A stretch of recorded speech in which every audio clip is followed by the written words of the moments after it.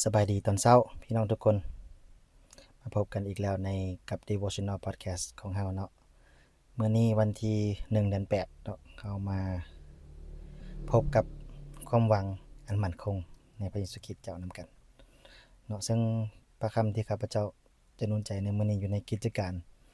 บทที่25หากิจการบทที่26ข้อที่8บทที่25ข้อที่23เนาะหาบทที่26ข้อที่8ซึ่งข้าพเจ้าจะอ่านเฉพาะแต่บทที่26ข้อที่6หาข้อที่8ซึ่งพี่น้องยังไงพี่น้องสามารถหยุดและไปอ่านคืนได้เพื่อจะได้เห็นภาพใหญ่นํกันเนาะสำหรับกิจการบทที่26ข้อที่6หาข้อที่8ได้กล่าวไว้ว่าบัดนี้ข้าน้อยถูกนำมาพิพากษาก็เพราะความหวังที่ข้าน้อยมีในพระสัญญาซึ่งพระเจ้าได้เฮ็ดไว้กับบรรพบุรุษของพวกข้าน้อย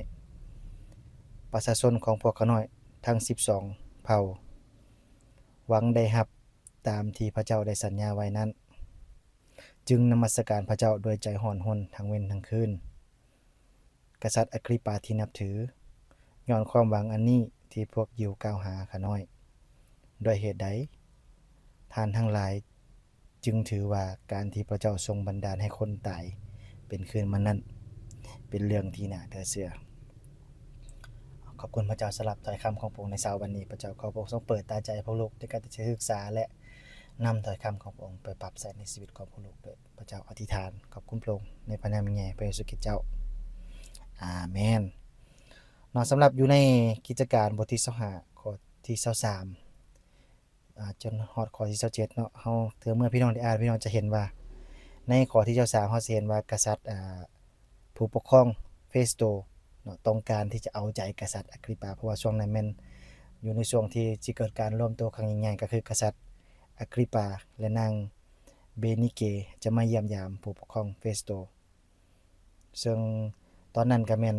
เนาะพวกเขาได้เสด็จเข้ามาอยู่ในห้องโดยความสง่างามอลังการเนาะมีนายทหารและมีคนสำคัญของเมืองมาพร้อมหน้าเลยซึ่งเฟสโตก็ต้องการเอาใจกษัตริย์อากริปาเพราะว่าเพิ่นได้จับเนาะอาจารย์เปโลถูกคุมขังอยู่ในไกซาเรียนี่เป็นเวลา2ปีโดยที่ยังหาข้อกล่าวหาให้อาจารย์เปโลบ่ได้ซึ่งเราจะเห็นเนาะต่อมาอยู่ในข้อที่24 5ข้อที่27เราจะเห็นว่าเฟสโตยอมรับต่อหน้าทุกคนเลยว่า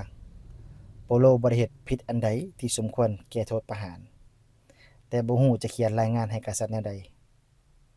จึงให้โปโลนั้นได้เว้าแก้คดีต่อหน้าอากริปาเพราะว่าอาจารย์โปโลได้ขออุทธรณ์ไปยังกษัตริย์โรมเนาะกษัตริย์ซีซ่าร์ซึ่งเป็นผู้นำสูงสุดในจักรพรรดิโรมในช่วงนั้นฉะนั้นเฟสโตจึงจะเป็นต้องได้ให้กษัตริย์อากริปาช่วยหาข้อกล่าวหาให้โปโลเพราะว่าคันเมื่อโปโลถูกส่งไปโดยบ่มีข้อกล่าวหาที่ชัดเจนเนาะอาจจะจักรพรรดิซีซ่าร์ก็อาจจะบ่เรื่องบ่เป็นเรื่องก็ส่งมาหาฉะนั้นเนาะอยู่ในนี้เราจะเห็นว่าเนาะสิ่งที่โลกเห็นว่าเป็นความผิดแท้จริงแล้วเนาะมันเป็นความหวังอันมั่นคงในพระคริสต์เนาะอยู่ในข้อที่26เราจะเห็นชัดเจนเลยเนาะก็คือบัดนี้ข้าน้อยถูกนำมาพิพากษาก็เพราะความหวังที่ข้าน้อยมีในพระสัญญาซึ่งพระสัญญาตัวนั้นแม่นพระเจ้าได้เฮ็ดไว้กับบรรพบุรุษของพวกข้าน้อยอาจารย์เปโลบอกอยู่ในข้อที่26อย่างชัดเจนเนาะซึ่งอาจารย์เปโลก็เรารู้สึกยินดีที่ได้แก้ต่างต่อหน้ากษัตริย์อากริปาเพราะว่าคันเอาไปเบิ่งเนาะตัวละครกษัตริย์อากริปานี่มันเป็นผู้ที่รอบรู้เรื่องขนบธรรมเนียมและข้อขัดแย้งต่างๆของพวกยิวเป็นอย่างดีเนาะซึ่งต่างจากผู้ว่าการอื่นๆต่างจากกษัตริย์อื่นของชาวโรมันทั่วไปซึ่งเราจะเห็นอยู่ในพระคัมภีร์ตอนนี้ก็คือ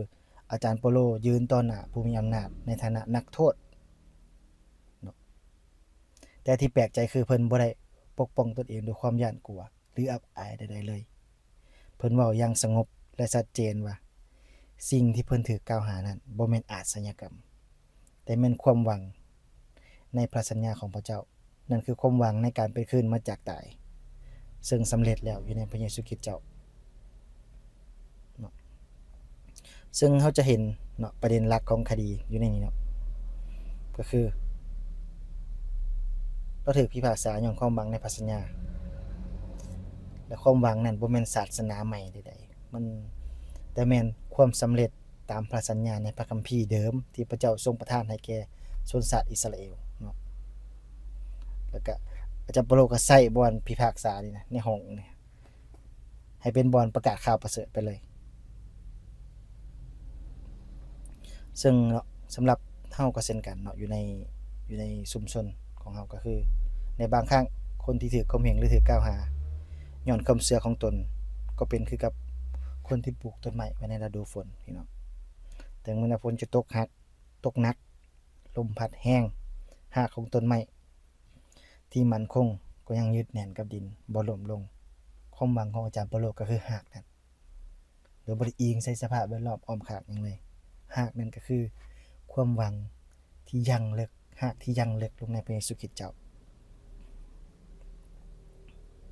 บ่ว่าเพิ่นจะถูกปล่อยหรือถูกคุมขังก็ตามแต่ว่าเพิ่นก็ยังยึดมั่นอยู่ในความหวังในพระสัญญาของพระเจ้าสำหรับพวกเราในทุกวันนี้บางครั้งเนาะการยึดมั่นในความเชื่อมันก็อาจเฮ็ดให้คนอื่นเข้าใจผิดหรือบ่พอใจ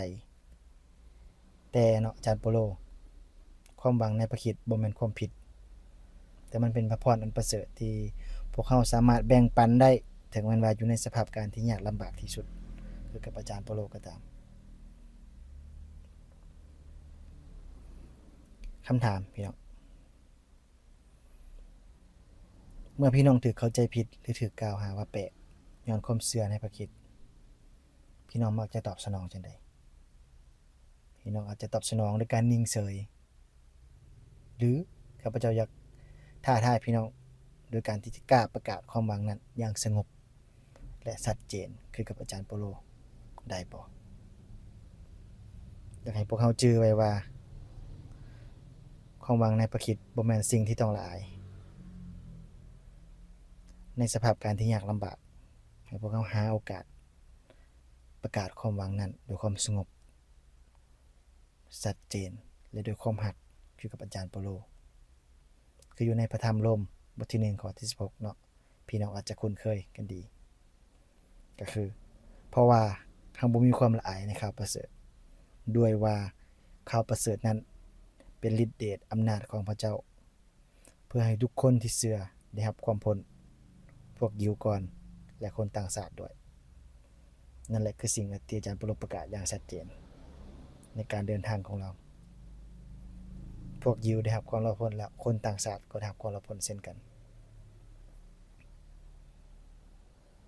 เฮาร่วมใจกันอธิษฐานข้าแต่พระบิดาเจ้าพระเยซูคริสต์